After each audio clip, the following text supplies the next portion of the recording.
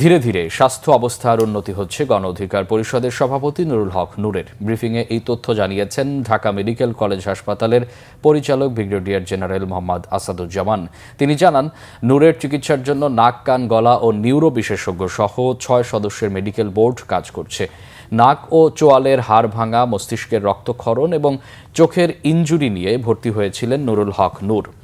সময়ের সাথে সাথে ভাঙা হাড় জোড়া লেগে যাবে বলে জানান পরিচালক। এছাড়া সবশেষ সিটি স্ক্যান রিপোর্টে মস্তিষ্কে রক্তক্ষরণের বিষয়টি কমে আসছে। খুব দ্রুত তাকে আইসিইউ থেকে সাধারণ বেডে নেওয়া হবে বলেও জানান তিনি। মানসিক ট্রমার মধ্যে থাকায় কিছুটা জটিলতা আছে, তবে তা দ্রুতই সেরে যাবে বলে জানান চিকিৎসক। নূর ছাড়াও গণ অধিকার পরিষদের আরও কয়েকজন নেতা ঢাকা মেডিকেলে চিকিৎসা নিচ্ছেন।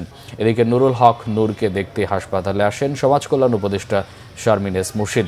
এ সময় তার চিকিৎসার খোঁজ খবর নেন।